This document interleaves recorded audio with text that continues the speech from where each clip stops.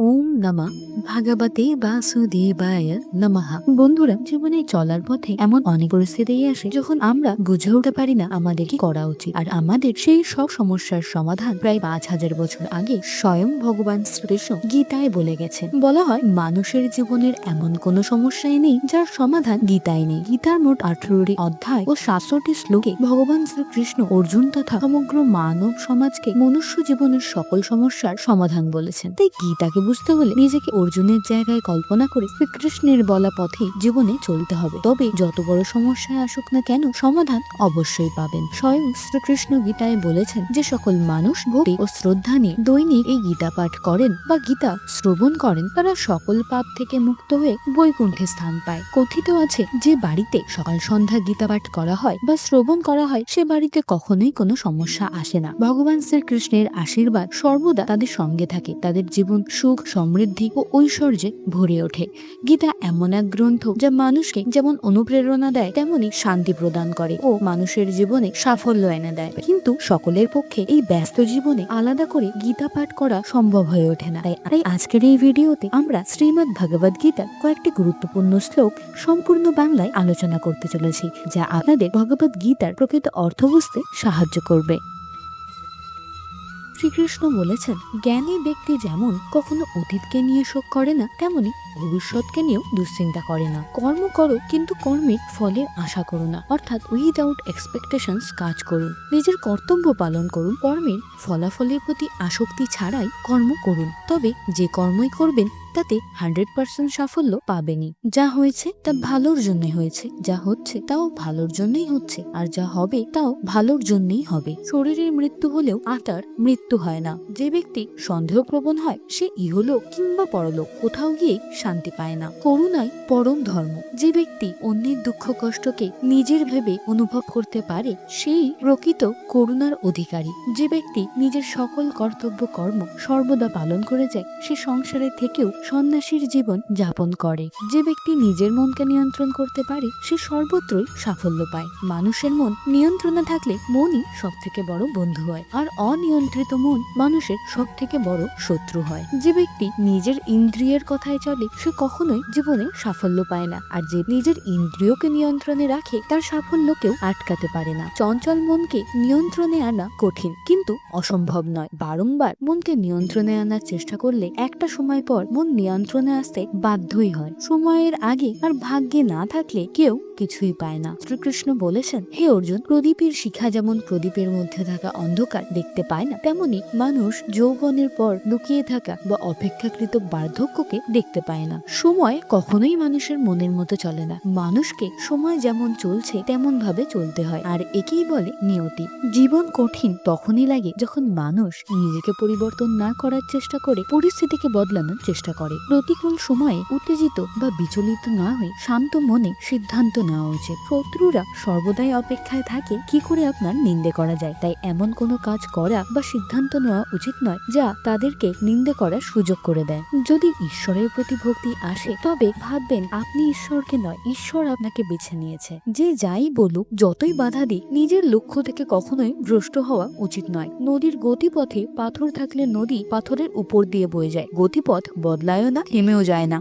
যোগ্যতা সর্বদাই কর্মের মাধ্যমেই প্রমাণ হয়, কারণ জন্মানোর সময় সবাই খালি হাতেই আসে। সমগ্র পৃথিবীর সব থেকে বড় সত্য হলো প্রেম, আর আপনার যার প্রতি প্রেম থাকবে তাকে মিথ্যা কথা বলা পৃথিবীর সব থেকে কঠিন কাজ। কর্মই সব থেকে বড় ধর্ম। মনুষ্য জীবন কর্ম করার জন্য, কর্ম ছাড়া কেউ জীবন ধারণ করতেই পারে না। তাই কর্মফলের চিন্তা না করে মানুষের কর্ম করে যাওয়া উচিত, আর একেই নিষ্কাম কর্মযোগ বলা হয়। ভগবান শ্রীকৃষ্ণ গীতাতে বলেছেন, ক্রোধ এমন এক রিপু যা মানুষকে নরকে নিয়ে যায়, কারণ এই ক্রোধ মানুষকে অশান্ত করে তোলে। মানুষ ক্রোধের বশবর্তিত হয়ে অনেক সময় নিজেরই সব থেকে বড় ক্ষতি করে বসে।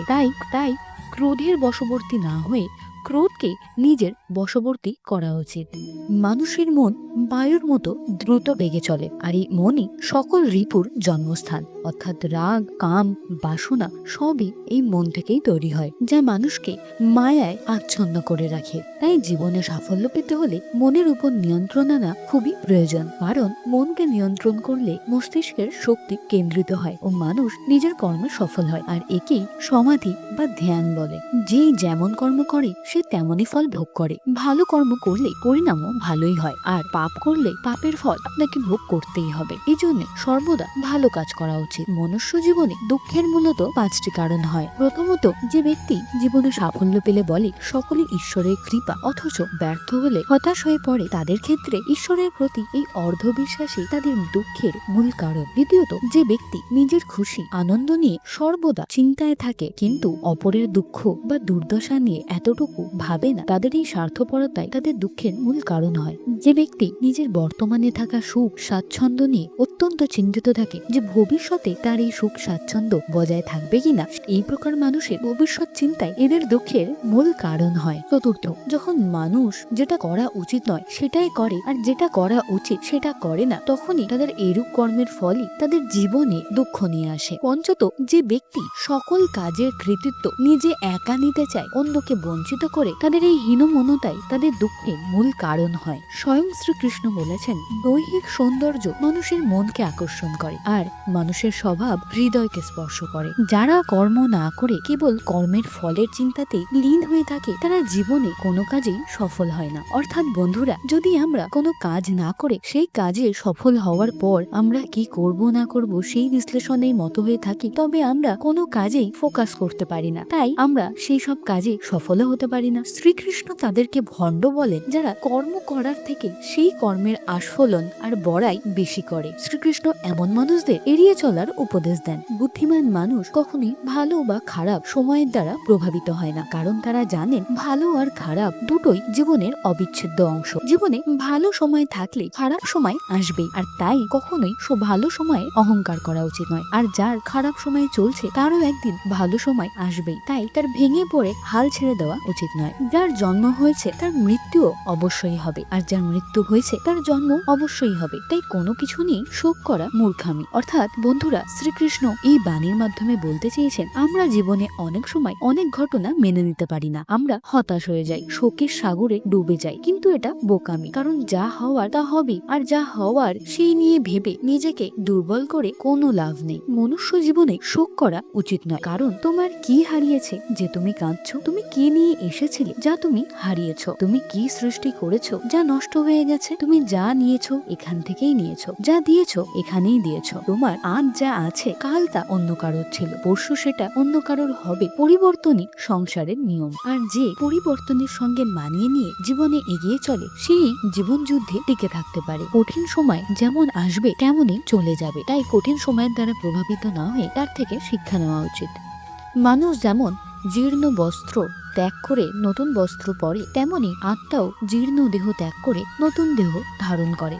আমাদের এই দেহরূপী রথের আরোহী হচ্ছে জীবাত্মা, এবং বুদ্ধি সেই রথের সারথি। মন হচ্ছে তার বলগা, আর ইন্দ্রিয়গুলো ঘোড়া। এভাবেই মন ও ইন্দ্রিয়ের দ্বারা আত্মা সুখ ও দুঃখ ভোগ করে। জীব যদি তার চেতনাকে কুকুর বিড়ালের প্রবৃত্তির দ্বারা কলুষিত করে তোলে, তাহলে পরবর্তী জীবনে সে কুকুর বিড়ালের মতোই দেহপ্রাপ্ত হয়ে তাদের মতোই দেহ সুখ ভোগ করবে। শ্রীকৃষ্ণ বলেন, আমি সকল জীবের হৃদয়ে অবস্থিত, তাই সকল জীবের মধ্যে যে আমাকে দেখতে পায় সে কখনোই অন্যের ক্ষতি করতে পারে না।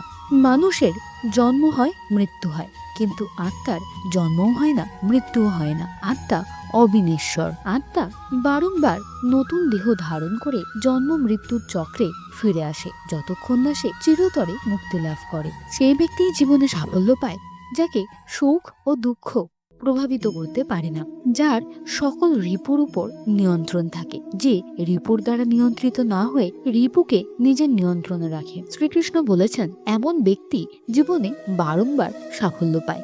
অর্থাৎ বন্ধুরা, যে ব্যক্তির নিজের ইমোশনের উপর কন্ট্রোল থাকে সে কখনোই দুঃখ পেলে অসম্ভব ভেঙে পড়ে না। সে চেষ্টা করে কি করে আবার নতুন করে উঠে দাঁড়ানো যায়, আর তার এই মনোবলই তাকে আবার নতুন করে উঠে দাঁড়াতে সাহায্য করে। অথবা যে ব্যক্তি জীবনে সাফল্য পেয়েছে সে যদি সেই সাফল্যের আনন্দেই সর্বদা ভেসে থাকে, তাহলে সে পুনরায় অবনতিতে নেমে আসবে। তাই একবার জীবনে সাকসেসফুল হয়েও যে ব্যক্তি শান্ত থেকে সর্বদা নিজের কাজ করতে থাকে, এমন ব্যক্তি জীবনে বারংবার সফল হয়। যে ব্যক্তি নিজের কর্তব্য কর্ম ধর্ম পালন করে না সে কখনোই সমাজে অপরের কাছে মূল্যবান বা সম্মানীয় হতে পারে না। জীবন থেকে কোনো কিছু হারিয়ে গেলে পরিবর্তে নতুন জিনিস আসবেই। ব্যক্তির উপর নির্ভর করে যে সে হারিয়ে যাওয়া জিনিসকে নিয়ে শোক করবে নাকি নতুন জিনিস নিয়ে সুখী থাকবে। অর্থাৎ ঈশ্বর জীবনে দুরকম জিনিসেরই অপশন দেয়, যে যেটা চুজ করবে সে তেমনই কর্মফল ভোগ করবে। মনুষ্য মন অত্যন্ত চঞ্চল হয়, তাই কোন সিদ্ধান্ত নেবেন সেই নিয়ে সময় নষ্ট না করে একটা সিদ্ধান্ত নিয়ে তার উপর নিজের সমস্ত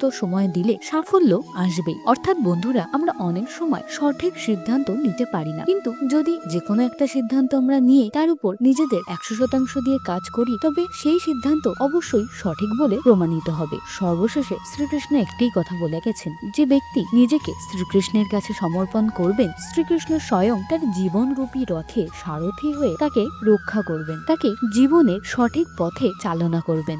জয় শ্রীকৃষ্ণ বন্ধুরা, রাধে রাধে। ভগবদ গীতার এই সার আপনাদের কেমন লাগলো তা কমেন্টে জানাতে ভুলবেন না। আর ভিডিওটি ভালো লাগলে লাইক করে কমেন্টে জয় শ্রীকৃষ্ণ লিখতে ভুলবেন না। আজকের ভিডিওটি এখানেই শেষ হচ্ছে। দেখা হচ্ছে পরবর্তী একটি ভিডিওতে। ততক্ষণের জন্য সকলে ভালো থাকবেন, সুস্থ থাকবেন।